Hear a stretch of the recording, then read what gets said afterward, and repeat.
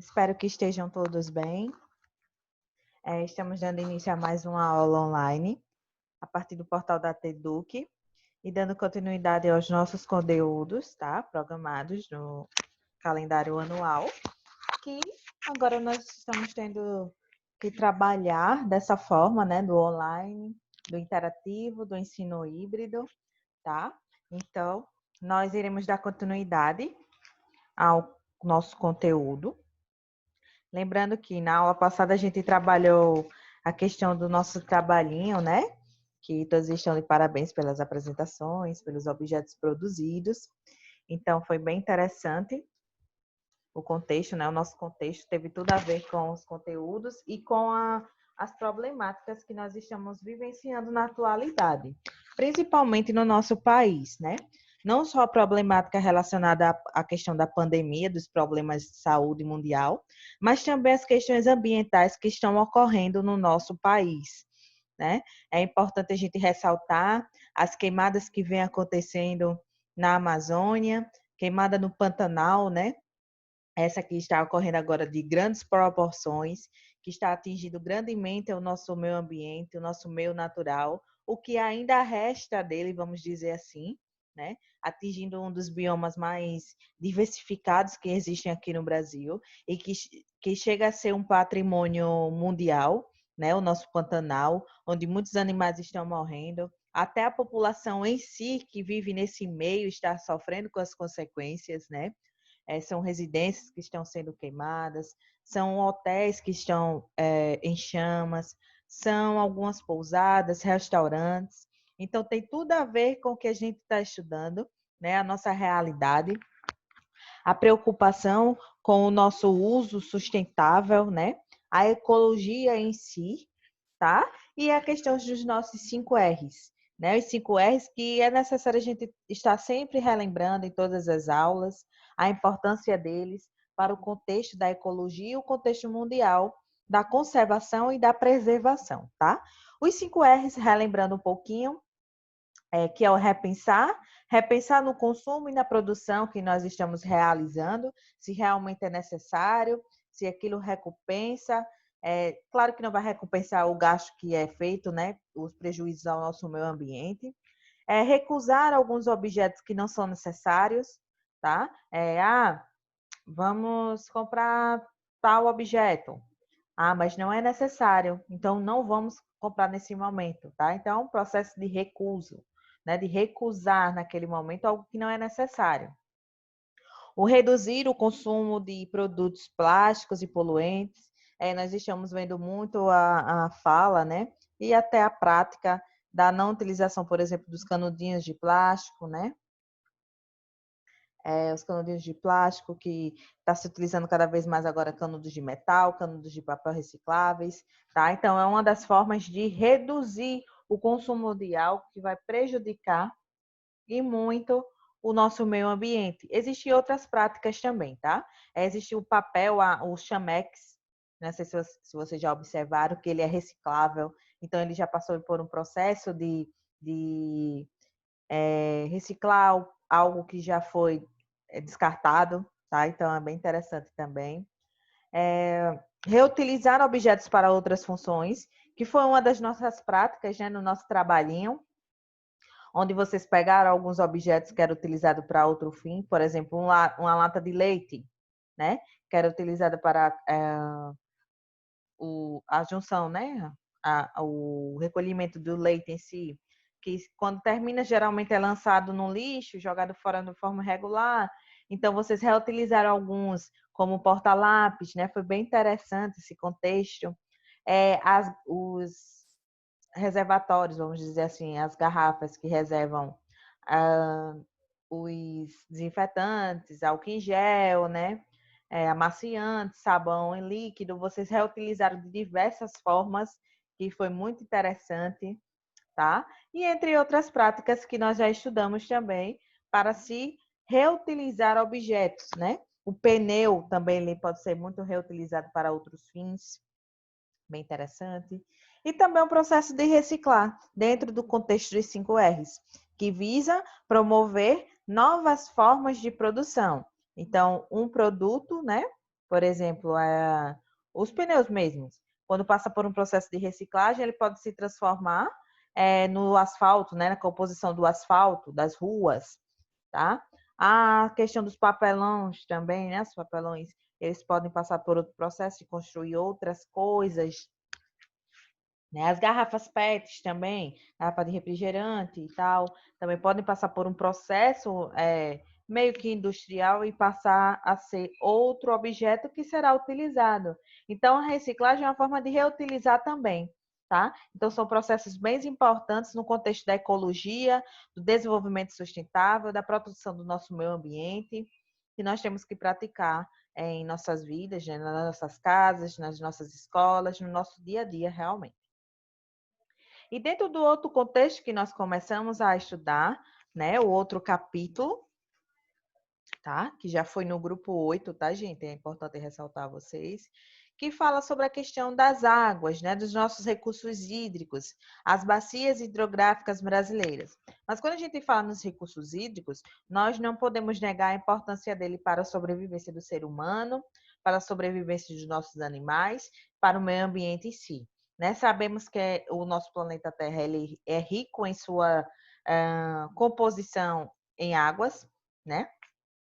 Cerca de 70% do nosso território do planeta Terra é formado por águas, sendo que desses 70%, 97% está em águas salgadas, né? Que não é tão próprio para nós seres humanos utilizarmos. E 3% apenas são da águas doces, que é aquelas que nós utilizamos, tá? Então, nós vimos também dentro desse contexto que é muito importante a gente preservar esse meio, né, esse recurso, porque ele está sendo também altamente prejudicado, né? Nós temos o ciclo da água, onde a água passa pelo processo de evaporação, né, condensação e precipitação. Inclusive, a gente trabalhou até uma ciranda nessa aula, tá? Então, são processos do ciclo da água que é realizado, tá? Mas que com o processo de poluição, esse ciclo também vai ser prejudicado. Isso é importante ressaltar para vocês, tá? E a água disponível no nosso planeta é cada vez menor, né? Apesar de muitos acharem que ela é em abundância, que ela nunca vai acabar, que ela não vai passar por um processo vamos dizer assim, de falta, né? Mas, quando a gente passa a estudar, ter um conhecimento, a se preocupar mais com o nosso meio ambiente, nós vemos que isso não é a realidade, né? Infelizmente, não é a realidade, é algo que pode se esgotar sim, e que a gente já vem observando no nosso dia a dia alguns sinais disso, né? Sinais disso. Então, a maioria das águas doces que estão disponíveis estão nas geleiras, né? Que são algo bem distante de nós, que estão de forma de gelo, vamos dizer assim. E também nos aquíferos, né? Os aquíferos que são reservatórios subterrâneos, grandes reservatórios, que também nós não temos acesso tão facilmente assim. A única água que a gente tem um acesso mais rápido e mais fácil é a dos rios. E que, infelizmente, hoje a maioria dos rios já estão poluídos, né? Então, consequentemente, a gente não vai poder utilizar diretamente aquela água. Ela vai ter que passar por um processo de tratamento para nós utilizarmos dela, né? Não é possível mais a gente usar essa ligação direta. Coisas que lá antigamente era possível, né? Pessoas se alimentavam, vamos dizer assim, no processo de fazer suas comidas, né, de lavar suas roupas, elas utilizavam da água desses rios. Mas que hoje é praticamente impossível isso, porque as águas já estão altamente poluídas, tá, gente? Então, são gastos de águas absurdos, como a gente já trabalhou na aula anterior. Alguns produtos, né, gastam milhares de litros de água. Por exemplo, a carne bovina, né, na criação, desde da criação até o processo de abate, de produção da carne em si, são gastos cerca de 13 mil litros de água, né? Uma calça jeans, gente, são 7 mil litros por aí gasto de água, né? Na produção de 1 litro de água também. Então, isso é um desperdício enorme. E isso também é demonstrado nas pegadas hídricas, né? Que são as marcas de como estão sendo mal utilizadas nossas águas, de como o ser humano está deixando marcas nesse recurso tão importante para a nossa sobrevivência, tá? E que muitos ainda não tiveram um pensamento preocupante sobre isso, né? As águas são muito utilizadas também para a produção de energia elétrica. Inclusive, no nosso Brasil, nós temos um grande potencial hidrelétrico, né? Vocês sabem. Nós temos grandes usinas hidrelétricas, como, por exemplo, a da Itaipu, que a gente vai trabalhar hoje, tá? A questão da pesca, que também se utiliza muito das águas, né? Os peixes, né, que são utilizados. Então, é necessário dessas águas também. A agricultura, gente. A agricultura é um dos maiores meios de gastar as águas disponíveis ainda na superfície terrestre, né? Muita água desperdiçada na questão de irrigações, tá? A indústria, nós não podemos deixar de fora a indústria como um forte meio de gasto de água, né, na sua produção. Inclusive, na sua produção, ela também causa poluição de rios, de águas em si, tá? As residências, que também temos um gasto. Quando a gente estudou lá, vimos que a maioria dos gastos da água de residências é realizado no chuveiro, né? No chuveiro em si, nas descargas que nós damos no banheiro. Então, é um grande gasto também, mas que dentro do contexto dos gastos, as residências não são tão elevadas assim, tá? E, em si, as bacias hidrográficas. A composição de uma bacia hidrográfica, as vertentes, né? Os elementos que compõem uma bacia hidrográfica, tá? Então, nós vimos, já estudamos isso na aula passada, e que hoje nós iremos dar continuidade a esses conteúdos tão importantes para serem trabalhados. Hoje nós iremos estudar as principais bacias hidrográficas do Brasil, tá certo, gente? Então, vocês podem acompanhar pelo grupo 8, tá? Aqui no livro de vocês está no livro 7. Vamos lá, tá? Vamos lá. Aula de Geografia para o sexto ano A e o sexto ano B. Principais bacias hidrográficas do Brasil. Professora Rosalia e o Largo Alagoas, tá, gente? Então, esse conteúdo, ele vai ser trabalhado na videoaula para essas duas turmas hoje, certo?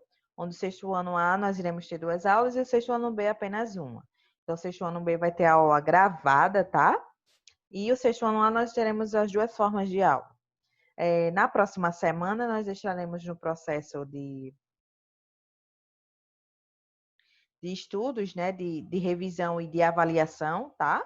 Isso é bem interessante destacar para vocês, onde já foi disponibilizados os conteúdos para nós trabalharmos nessas avaliações. Então, quando a gente fala as principais bacias hidrográficas do Brasil, são aquelas com maiores destaques, né? Em questão de tamanhos maiores, volumes maiores, e também uma importância, vamos dizer assim, econômica para o Brasil, certo? Então, a gente vai ver as principais hoje.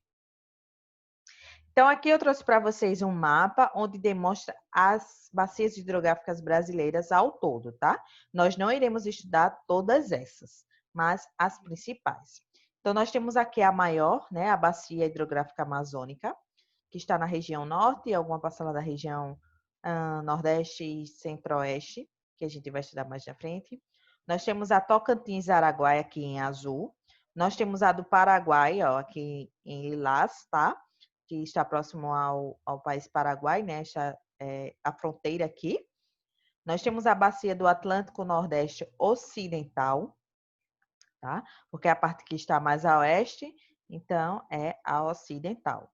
E nós temos a Atlântico Nordeste Oriental, que é a parcela que está mais a leste, tá? Em verde.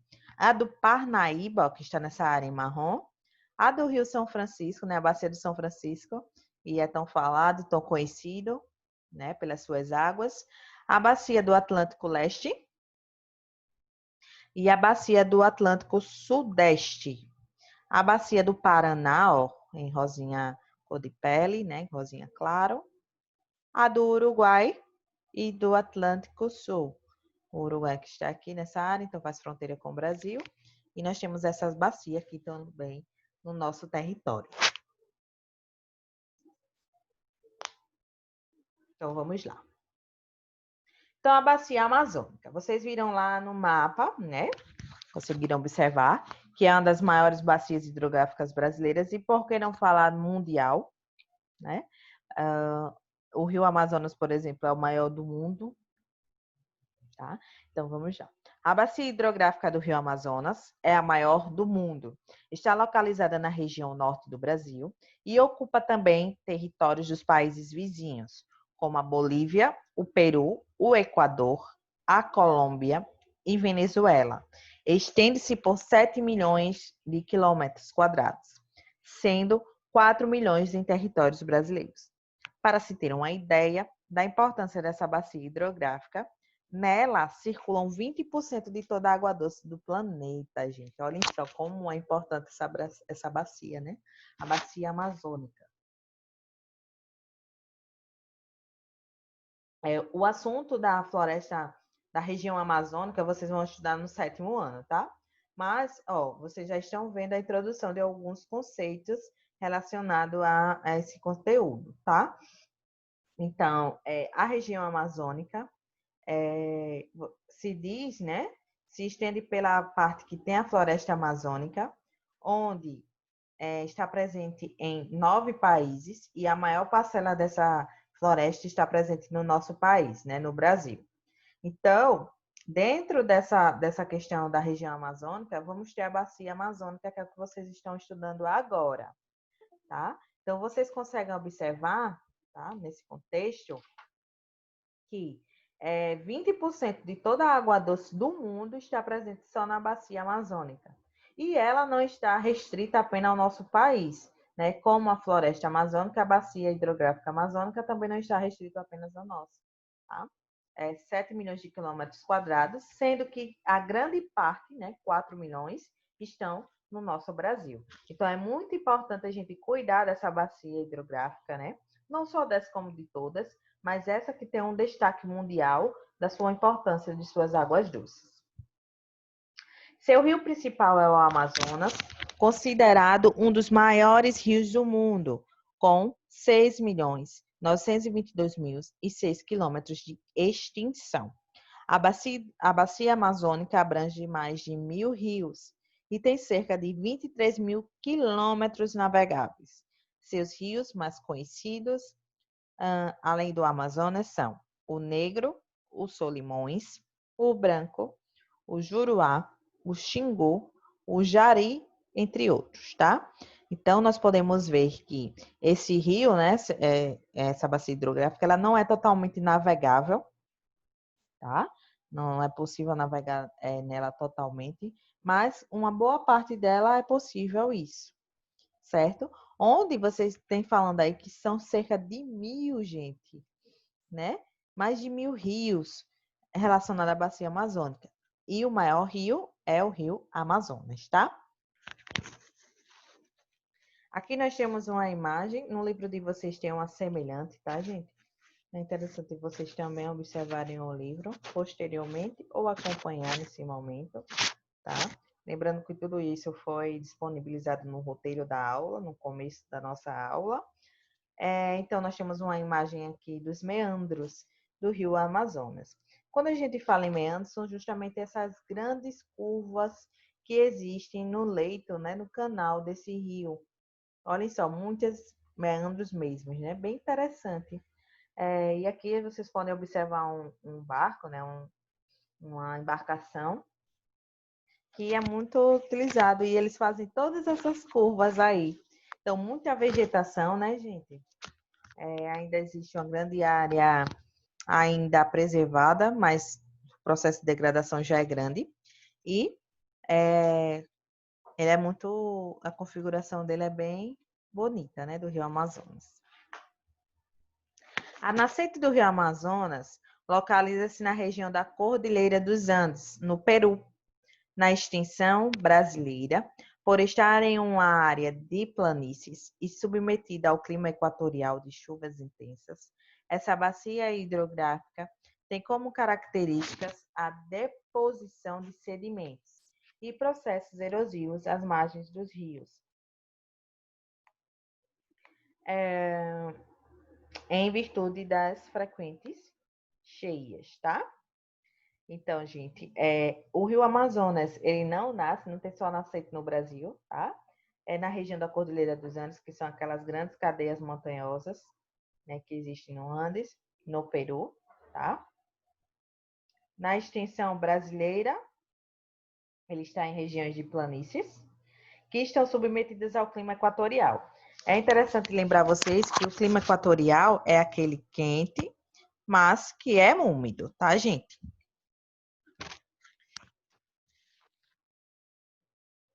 E sofre por processos erosivos às margens dos rios, tá? Quando a gente fala em processos erosivos, é justamente aquele processo de quebra das margens, né? Pelo processo de águas, pode ser feito por águas, né? Pelo vento, né? Por elementos químicos, mas nesse caso aí a grande maioria é realizada pelas grandes cheias que existem no Rio Amazonas, tá? Os rios amazônicos consistem na principal via de transporte na região e são ainda fonte de abastecimento para as populações ribeirinhas, que têm na pesca uma das principais atividades econômicas e de subsistência. A prática agrícola na região era inicialmente realizada em pequenas propriedades. No entanto, passou por grandes transformações na década de 1990, aproximando-se atualmente dos padrões do agronegócio, tá, gente? Então, nós sabemos que a floresta amazônica, um dos grandes fatores dela está sendo desmatado, e isso, consequentemente, vai refletir no recurso hídrico, né, numa bacia hídrica amazônica. Ela está altamente sendo desmatada, prejudicada, por conta das questões do avanço da fronteira agrícola, né? A agricultura agropecuária está cada vez mais aumentando essa prática na floresta amazônica. Uma das grandes produções de agricultura é da soja, né? A produção da soja em si, né? E essas atividades econômicas, elas não vão alterar só as características naturais, mas as comunidades que já viviam lá de uma forma mais sustentável, né, com a natureza, elas também passam por um processo de prejudicação, né? Um problema a partir desses agronegócios. Nós temos aqui uma imagem do rio Japurá, em Rondônia, tá? Que também faz parte da bacia hidrográfica do Amazonas. E agora nós iremos ver outra bacia aqui do Brasil, que é a bacia do Prata. Ela é composta de 3 grandes redes hidrográficas: Paraguai, Paraná e Uruguai, tá? Ocupa 3 grandes regiões brasileiras: Centro-Oeste, Sudeste e Sul. Vocês podem ver que não faz parte da Nordeste, né? E de mais 4 países da América do Sul: a Argentina, o Paraguai, Bolívia e o Uruguai, tá? Que também fazem fronteira com o nosso Brasil. A usina de Itaipu, olha só, ela é muito bonita, né? Enorme, gente, muito grande. E a geração de energia dela também é bastante elevada, tá? A usina de Itaipu localiza-se na Bacia do Prata, é a segunda maior hidrelétrica do mundo. Sua produção abastece 19% da energia consumida no Brasil, tá? Então, como eu disse a vocês, ela tem uma grande importância, né? Inclusive, essas energias também, elas são exportadas, vamos dizer assim, para os nossos vizinhos, né? E uma grande geração de energia hidrelétrica aí. O Rio Paraguai, né, que também faz parte da bacia hidrográfica do Prata, e se estende-se por uma área de cerca de 3 milhões de quilômetros quadrados. É formada por rios como Paraguai, Paraná, Tietê e Uruguai. Tem grande importância histórica na ocupação dos territórios fronteiriços, tendo sido objeto de disputa entre os países colonizadores, Portugal e Espanha, tá, gente?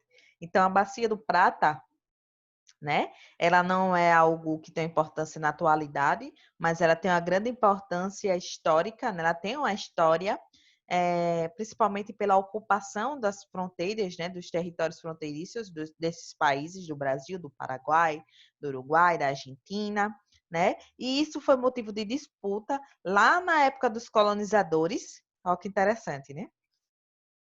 Entre Portugal e Espanha, entre essas coroas, né? Portuguesas e espanholas, tá? Atualmente é a bacia de maior importância energética para o Brasil. Nós vimos que a bacia amazônica ela é muito importante, né? Porque é uma das maiores que tem mais água doce do mundo. Mas quando a gente fala em potencial energético, a do Prata é a mais importante, tá?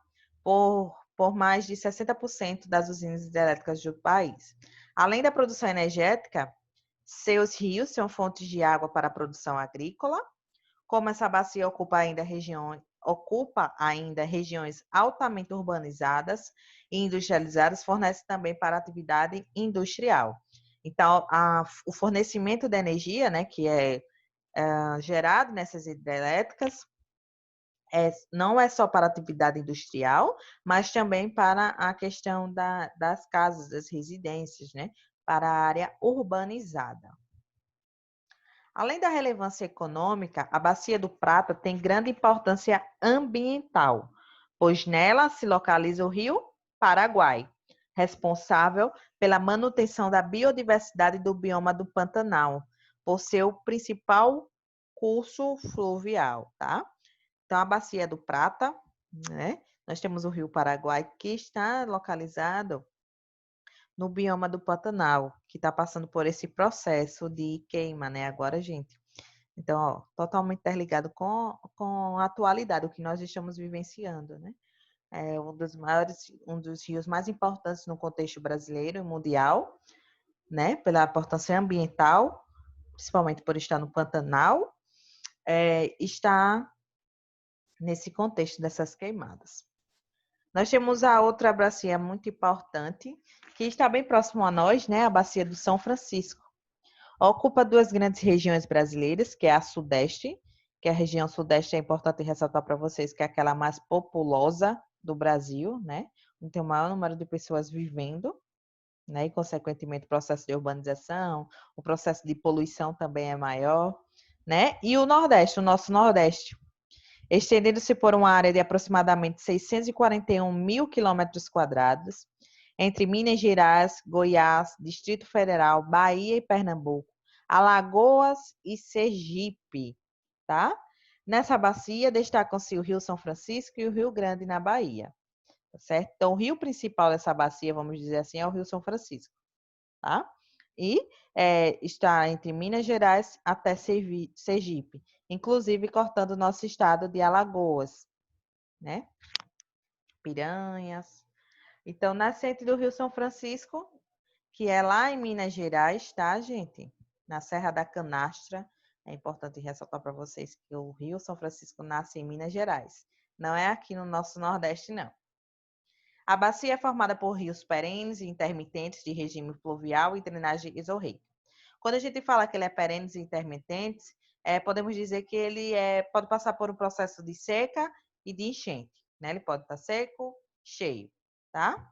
É regime pluvial e drenagem isorreica. Por quê? Porque ele vai terminar no oceano. Lembram? Que endorreica, ele não termina no oceano, e a isorreica é aquele que termina no oceano, tá? A maior parte de sua extensão localiza-se na região do sertão nordestino, né? Interessante, nós estamos vivenciando um clima quente e árido, mas que nós temos a presença de um rio muito importante, o Rio São Francisco. Ele é o maior rio dessa bacia hidrográfica e a única fonte de abastecimento de água em parte dos territórios por onde passa, né? Na região do Sertão existe nós iremos ver mais na frente a questão do Canal do Sertão, onde tentam canalizar, né, essas águas para levar essas águas até aquelas áreas mais sofridas com a falta, com a seca, tá? Porque o Rio São Francisco nunca seca. Boa parte do Rio São Francisco percorre áreas do semiárido nordestino, regiões muito secas, onde quase não existem fontes de águas superficiais, ou seja, onde a maioria dos rios desaparece como consequência dos longos períodos de estiagem. Né? Como eu disse a vocês, Ele passa pelo sertão e, consequentemente, a maioria dos rios, pela falta da chuva e outros fatores, eles ficam muito tempo secos, né? E o Rio São Francisco nunca seca. A nascente desse rio está localizada na Serra da Canastra, no estado de Minas Gerais, tá, gente? Na região sudeste, em plena área de transição da Mata Atlântica para o Cerrado, em que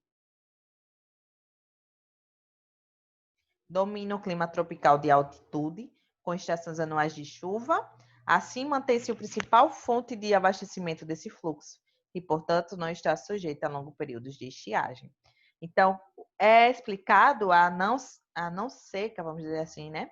A não secar esse rio na área do sertão por conta da sua nascente, que ela não está no sertão, ela está numa área de quê? De cerrado, de Mata Atlântica, né? Uma transição. Então, já é um clima o quê? Mais tropical, mais úmido, né? Já temos a presença maior de chuvas. Então, por isso, o rio não seca, por conta da sua nascente e não pela sua localização no sertão nordestino. O complexo hidrelétrico de Paulo Afonso é composto por 5 usinas instaladas no curso, o Rio São Francisco, tá? No Rio São Francisco, como eu já tinha comentado com vocês, eu já conheci essa usina hidrelétrica, ela é enorme, tá? E gera muita energia aqui para o nosso Nordeste. A Bacia do São Francisco tem grande importância social, cultural e econômica. Sua existência permitiu ainda no período colonial o povoamento do interior do território nordestino. Já naquele período, era às margens do Rio São Francisco que se concentrava a produção de gêneros alimentícios, que abasteciam as regiões litorâneas, dominadas pela cultura da cana-de-açúcar. Tá? Então, o Rio São Francisco foi um dos fatores da ocupação do interior do nosso Nordeste, né? A utilização da água deles para a produção de alguns gêneros alimentícios, principalmente da cana-de-açúcar, fez com que fosse ocupando cada vez mais essas áreas. Além de sua relevância para a produção agropecuária, o Rio São Francisco é responsável pelo fornecimento de energia elétrica em sua extensão. Encontram-se grandes usinas como a de Paulo Afonso, imortalizada na canção de Luiz Gonzaga, grande compositor do sertão nordestino. Sendo a principal fonte de água da região, o Rio São Francisco é intensamente explorado em diversas atividades econômicas, como agricultura, pecuária, produção de energia, pesca e navegação. Tá? Então, o Rio São Francisco ele é muito importante para a comunidade que vive ali naquela área, né? E outros contextos em si, contextos econômicos, tá? E também, vamos dizer assim, afetivo. A rede hidrográfica do Brasil é extensa e tem grande importância para o desenvolvimento regional. Conhecer suas características permite compreender melhor a dinâmica do espaço geográfico brasileiro. Com base na disponibilidade dos recursos hídricos, forma-se a organização social, cultural, política e econômica de estados e municípios. Então, é necessário a gente conhecer as bacias hidrográficas, a nossa rede hidrográfica, né, a importância desses rios no contexto brasileiro, para se planejar várias medidas, né, sociais, culturais, entre outras, relacionadas à nossa sociedade, tá certo? Conhecendo essa organização, é possível planejar alternativas de conservação e manutenção desses recursos, que, apesar de parecerem abundantes, tornam-se cada vez mais escassos em todo o planeta. É justamente o que eu tinha falado para vocês no começo da aula, que é necessário a gente ter uma consciência de que esses recursos eles podem acabar, e se a gente não proteger, não conservar, não preservar, eles vão chegar ao fim. E a vida humana também não será mais possível aqui no planeta Terra. A criação de canais de transposição do Rio São Francisco visa direcionar a água para regiões de bacias menores e açudes, para reduzir os problemas gerados pela seca. Então, aqui nós temos uma canalização, tá? No Rio São Francisco, como eu disse a vocês, os canais do sertão, projetos do governo para se levar água para as áreas mais afetadas, né, pelas pessoas mais afetadas pela seca, e que é um projeto que está rolando já há algum tempo e que existem muitas jogadas políticas, mas que, se realmente funcionar, seria bem legal para a nossa sociedade e a população que vive nas áreas mais secas. Então, pessoal, nossa aula está terminando por aqui. A aula gravada, tá? Nosso primeiro momento para o sexto ano A e para o sexto ano B a nossa aula, tá? E o sexto ano A eu aguardo vocês logo mais para a nossa segunda aula e resolução das dúvidas e também responder as nossas questõezinhas, tá certo? Então, até mais.